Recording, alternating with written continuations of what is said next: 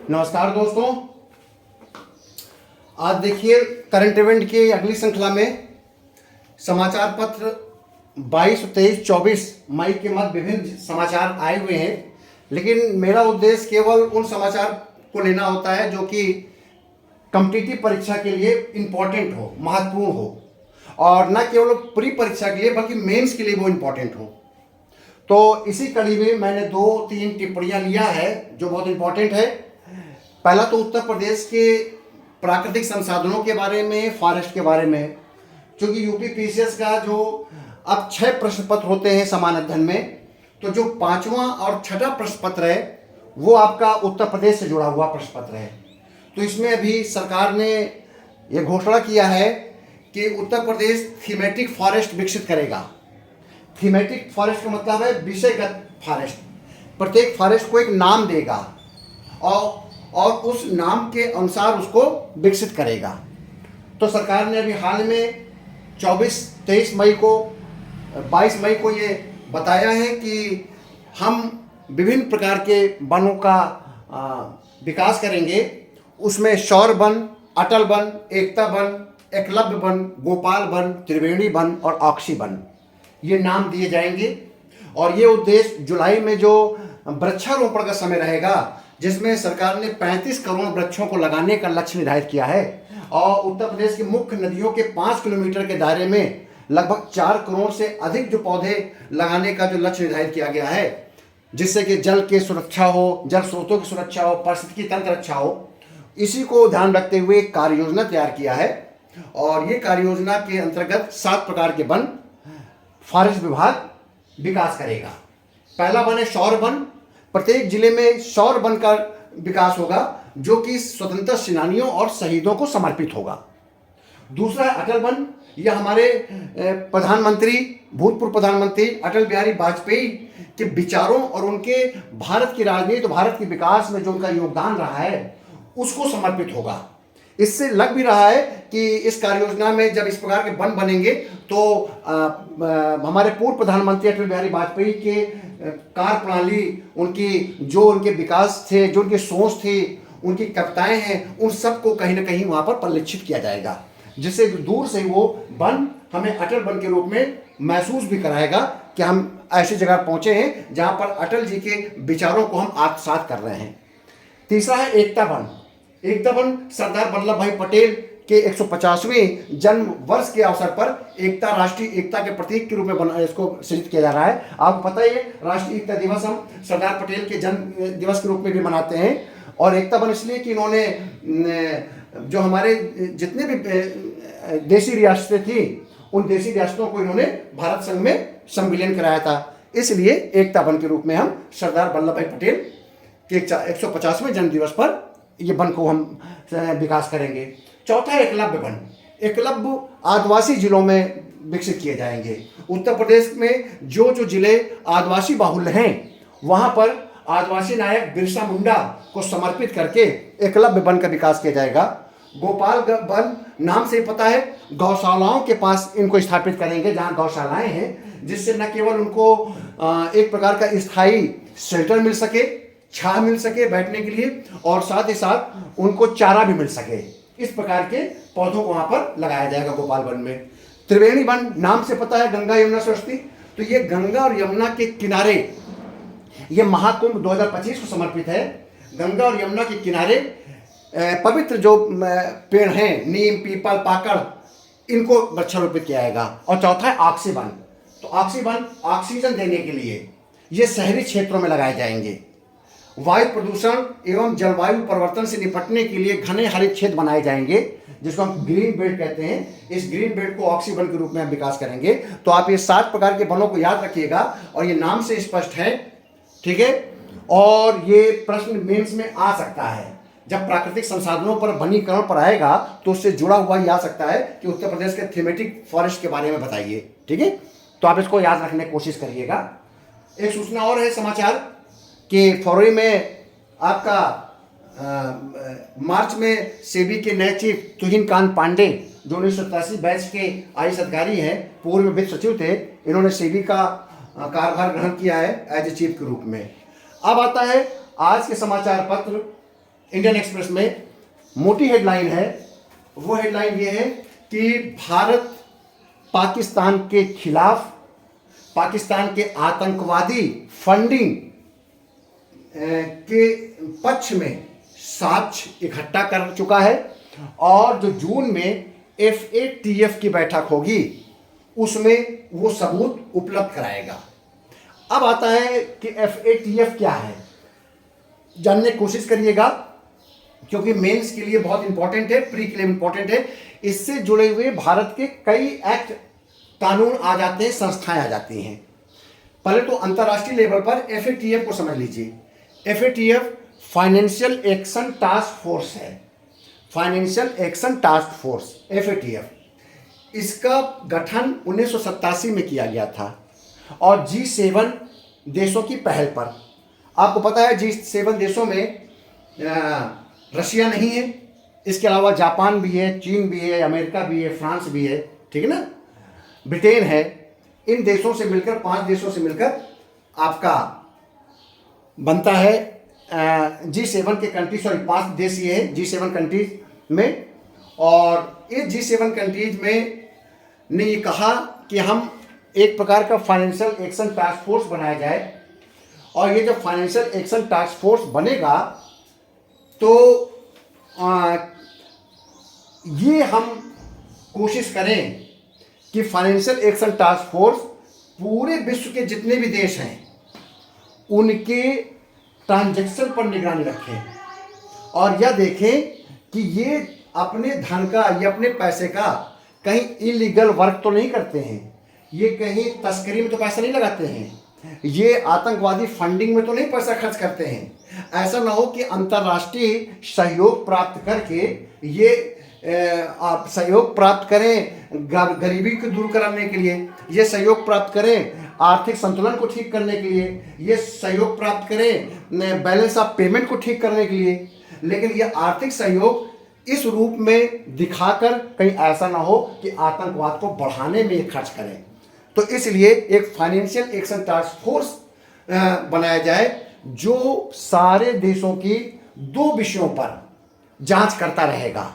Number 1 कि money laundering, धन का दुरुपयोग या काले धन को कहीं कई जगहों पर भेजकर उसे सफेद करने की कोशिश तो नहीं की जा रही है। नंबर 2, कहीं आपका जो धन है वो आतंकवाद को बढ़ाने के लिए तो नहीं खर्च किया जा रहा है। इन 2 विषयों के लिए पर हम जांच करेंगे और वो जांच करने के लिए एक इन्होंने टास्क फोर्स गठित किया, फाइनेंशियल एक्शन टास्क फोर्स, ठीक।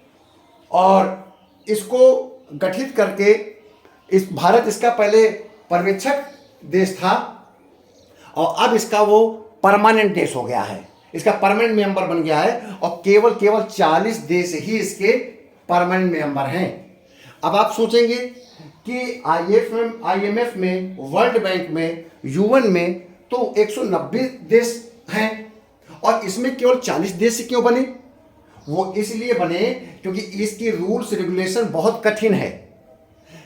FATF की सदस्यता ग्रहण करने के लिए आपको अपने यहाँ पर, अपने देश में इंफ्रास्ट्रक्चर तैयार करना पड़ेगा जिससे कि पता चले कि आप मनी लॉन्ड्रिंग और आतंकवाद के वित्त पोषण को आप रोक पाएंगे।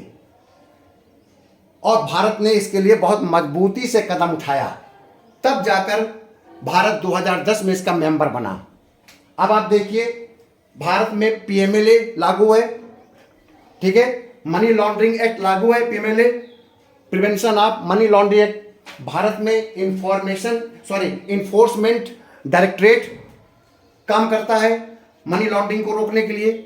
भारत में यूआपा आपका अनलॉफुल एक्टिविटीज प्रिवेंशन एक्ट लागू है।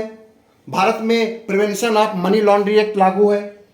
भारत में NIA काम करता है, नेशनल इन्वेस्टिगेशन एजेंसी, यह भी आतंकवाद की जांच करता है, यह भी आतंकवाद को फंडिंग की जांच करता है। भारत में फाइनेंस डिपार्टमेंट, जो मिनिस्ट्री ऑफ फाइनेंस है, उसके अंतर्गत रेवेन्यू डिपार्टमेंट में इंटेलिजेंस यूनिट गठित है जो आतंकवादी और मनी लॉन्ड्रिंग में पैसा फंडिंग को जांच करता रहता है, ठीक है। तो भारत में इतना बड़ा इंफ्रास्ट्रक्चर मनी लॉन्ड्रिंग और आतंकवादी गतिविधियों पर पैसा रोकने के लिए एक इंस्टीट्यूशनल सेटअप तैयार किया गया है और लॉ बनाए गए हैं, जिसकी जांच करने के पश्चात, जिसका पर्यवेक्षण करने के पश्चात, स्थलीय निरीक्षण करने के पश्चात FATA का मेंबर भारत को, परमानेंट मेंबर भारत को 2010 में बनाया गया। देखिए, इसमें पाकिस्तान इसका मेंबर नहीं है। FATA ने 9 क्षेत्रीय संगठन बना रखे हैं। वो क्षेत्रीय संगठन के माध्यम से पाकिस्तान इसका मेंबर है। एशिया पैसिफिक ग्रुप, एशिया के कंट्रीज का मनी लॉन्ड्रिंग, आतंकवादी फंडिंग की जांच पड़ताल एशिया पैसिफिक ग्रुप करता है, तो उसके माध्यम से FATA में प्रवेश है पाकिस्तान का। लेकिन भारत FATA का भी मेंबर है और एशिया पैसिफिक ग्रुप का भी मेंबर है, क्योंकि भारत ने मनी लॉन्ड्रिंग, आतंकवाद की वित्त पोषण को रोकने के लिए एक इंफ्रास्ट्रक्चर डेवलपमेंट किया है। तभी आप देखते होंगे डायरेक्टरेट ऑफ इन्फोर्समेंट या ED जिसको कहते हैं, ये लगातार छापे मारता है। तो उसका उद्देश्य क्या होता है? मनी लॉन्ड्रिंग का पता करना। अब आप कहेंगे मनी लॉन्ड्रिंग क्या है? बहुत बहुत, अब लॉन्ड्रिंग काम क्या होता है? धुलाई करना। तो मनी लॉन्ड्रिंग उसी से बना है, पैसे को धो पोंछ कर उसको सफेद कर दो। सिंपल से आप समझ लीजिए, मनी लॉन्ड्रिंग एक्ट कहता है कि जो काला पैसा है उसको धो दो और सफेद करने की कोशिश कर लो। ठीक, तो आपका इस एक्ट को लाया गया। अब मनी लॉन्ड्रिंग के अंतर्गत ED ये देखता है कि ऐसे लोग जिस पर हमारी आशंका है कि इन्होंने काला धन इकट्ठा कर रखा है और ये पैसा जो लगा रखे हैं वो व्हाइट मनी के रूप में है, तो उसके स्रोतों को पता करो। ये देखो कि मूल रूप में ये जो पैसा इस काम में लगाया गया है, जिसके ये कागज पत्तर, नियम कानून बताए जा रहे हैं, इसमें पैसा आया कहां से था, और उसके मूल स्रोत को पता करके ये सिद्ध करना कि ये मनी लॉन्ड्रिंग के माध्यम से काले धन को व्हाइट किया गया है। ठीक है, तो इसको रोकने के लिए एक्ट लाया गया, PMLA एक्ट, ठीक, prevention of money laundering act 2002। और इसके साथ साथ एक और एक्ट लाया गया, अनलॉफुल एक्टिविटीज प्रिवेंशन एक्ट 1967।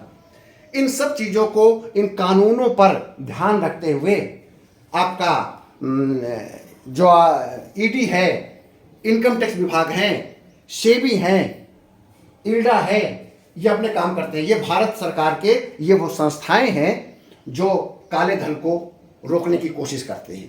ठीक, तो आप मनी लॉन्ड्रिंग समझ गए, अवैध रूप से कमाए गए धन को वैध घोषित करना, काले धन को सफेद कर देना धोकर, लॉन्ड्रिंग का मतलब ही है। और हिंदी में बोलेंगे धन शोधन निरोधक अधिनियम। ठीक, तो भारत में 2002 में ये लाया गया था। अब इसी से जुड़े मनी लॉन्ड्रिंग संबंधित कुछ आप विवाद भी सुनते रहते हैं, जैसे नीरव मोदी और PNB घोटाला। ये बताया गया कि पैसा लेकर, कर्ज लेकर फर्जी कंपनियों के माध्यम से विदेश पैसा भेज दिया, मनी लॉन्ड्र कर दिया। सुकेश चंद्रशेखर मामला, ये ठगी और फिरौती के माध्यम से पैसा इकट्ठा करता था और विभिन्न जगहों पर पैसा इन्वेस्ट कर रहा था, इसको पकड़ा गया। ठीक, तो मनी लॉन्ड्रिंग का उद्देश्य क्या होता है? अवैध धन को वैध बनाना, इसको रोकना। अब आता है कि भारत ने क्या कहा। भारत ने PATF के मामले में ये कहा है कि आपका फाइनेंशियल एक्शन टास्क फोर्स जिसका मुख्यालय पेरिस में है, ध्यान रखिएगा, फ्रांस की राजधानी पेरिस में इसका मुख्यालय है, जिसका मुख्यालय पेरिस में है, वहां पर 3 बैठकें होती हैं, एक फरवरी में, दूसरा जून में और तीसरा अक्टूबर में। ये 3 बैठकों में विश्व के सभी देशों का फाइनेंशियल हिसाब किताब देखा जाता है और ये देखा जाता है कि ये किसी प्रकार के गलत गतिविधियों में ये देश तो नहीं लगे हुए हैं, क्योंकि सारे के सारे देशों का परीक्षण तो कर नहीं सकता FATF 40 सदस्यीय देश। तो वहां पर जो विभिन्न क्षेत्रीय संगठन है, जैसे एशिया को देखने के लिए एशिया पैसिफिक ग्रुप है, ऐसे 9 क्षेत्रीय संगठन हैं अलग अलग महाद्वीप में। वो क्षेत्रीय संगठन पूरी जांच पड़ताल करके रिपोर्ट देते हैं। तो भारत ने निर्णय ले रखा है कि जून में जब FATF बैठक होगी तो हम पाकिस्तान के खिलाफ साक्ष्य प्रस्तुत करेंगे कि जो हमारे यहाँ आतंकवादी घटना हुई है 22 अप्रैल 2025 को, इसमें पाकिस्तान पूरी तरीके से जिम्मेदार है। पाकिस्तान ने अभी भी आतंकवादियों को फंडिंग बंद नहीं किया है। पाकिस्तान ने अभी भी इनको जो अवैध रूप से पैसा मिल रहा है आतंकवादियों को, इस पर कोई रोक लगाने की कोशिश नहीं किया है। आतंकवादी फंडिंग के स्रोतों की पहचान अभी भी वहाँ करना बहुत जरूरी है। ये अभी भी प्रतिबंधित संगठनों को पैसा पहुँचा रहे हैं और ये आतंकवादी गतिविधियों को भी बढ़ावा दे रहे हैं ताकि इसको पाकिस्तान को ग्रे लिस्ट में डाला जा सके। और उन्होंने बताया है कि FATF की शर्त जो 38 है, 38 में कहा गया है कि पाकिस्तान आपराधिक आय को जब्त करेगी और उसको फ्रीज करेगी। ये पाकिस्तान ने आपराधिक आय को ना जब्त किया है ना फ्रीज किया है। ये विषय उठा दिए हैं, भारत उठाएगा और उसके विरुद्ध साक्ष्य देगा और ये कहेगा कि पाकिस्तान को ग्रे लिस्ट में डाला जाए, क्योंकि पाकिस्तान 2018 से 2022 तक ग्रे लिस्ट में था और भी भारत के कारण भारत ने सिद्ध किया था साक्ष्य देकर कि पाकिस्तान में आतंकवादी उनको शरण देता, पाकिस्तान फंडिंग करता है, उनको प्रमोट करता है, अंतर्राष्ट्रीय मदद को आतंकवादियों की सहायता में लगाता है। 2022 में अंतर्राष्ट्रीय संगठन कमेटी टीम पहुंची पाकिस्तान, पूरा जांच पड़ताल किया, थोड़ा संतुष्ट हुए तो अक्टूबर 2022 में उसको ग्रे लिस्ट से बाहर निकाल दिया गया था। अब आता है ग्रे लिस्ट और ब्लैक लिस्ट क्या है। ग्रे लिस्ट होता है निगरानी लिस्ट। यह माना जाता है कि उन देशों पर जिनमें संदेह है कि अंतर्राष्ट्रीय मदद की, अंतर्राष्ट्रीय कर्ज के, IMF के कर्ज के, वर्ल्ड बैंक के कर्ज के, द्विपक्षीय कर्जों को ये कहीं दुरुपयोग तो नहीं कर रहा है।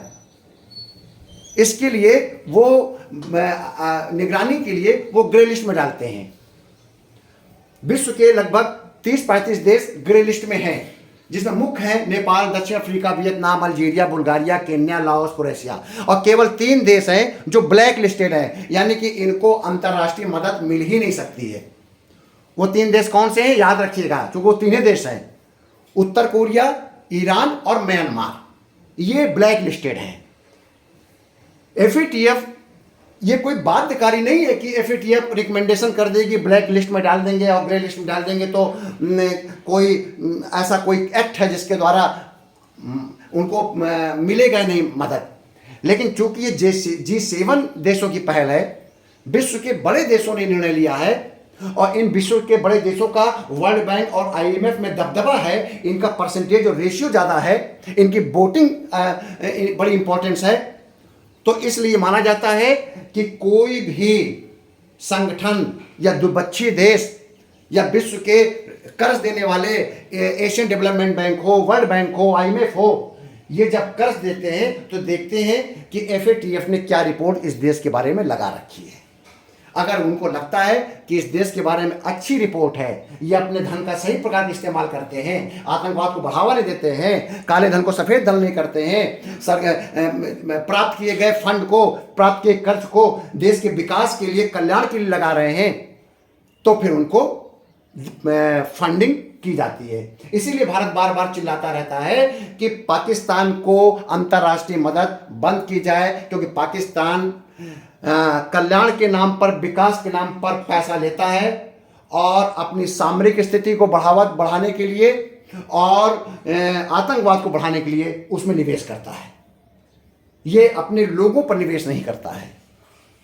ठीक है, तो मुझे पूरा विश्वास है कि आपको समझ में आ गया होगा FATF का योगदान और FATF से जुड़ा हुआ हमारा इन्फोर्समेंट डायरेक्टरेट है, इसी से जुड़ा हुआ हमारा UAPA एक्ट है, इसी जुड़ा हुआ हमारा prevention of money laundering act है और इसी से मैंने आपको मनी लॉन्ड्रिंग के बारे में भी जानकारी दी कि किस प्रकार से मनी लॉन्ड्रिंग को रोकने के लिए भारत काम करता है। भारत के चाहे वित्त मंत्रालय हो, चाहे फाइनेंशियल इन्वेस्टिगेशन यूनिट हो भारत सरकार का, चाहे ED हो, चाहे NIA हो, RBI, SEBI, IRDA, insurance regulatory authority of India, ये सारे संगठन काले धन को रोकने और आतंकवादी या गलत गतिविधियों में पैसा निवेश करने के विरुद्ध काम करते हैं और भारत के इन कानूनों के अंतर्गत PMLA, UAPA आदि कानूनों के अंतर्गत इन पर अंकुश लगाया जाता है। मुझे विश्वास है कि आपको मेरा ये वीडियो अच्छा लगा होगा और लगा होगा तो लाइक करिए और मेरे चैनल को सब्सक्राइब करिए और जो बच्चे कंपटीशन तैयारी कर रहे हैं उनको इसके आगे बढ़ाइए। बहुत बहुत धन्यवाद।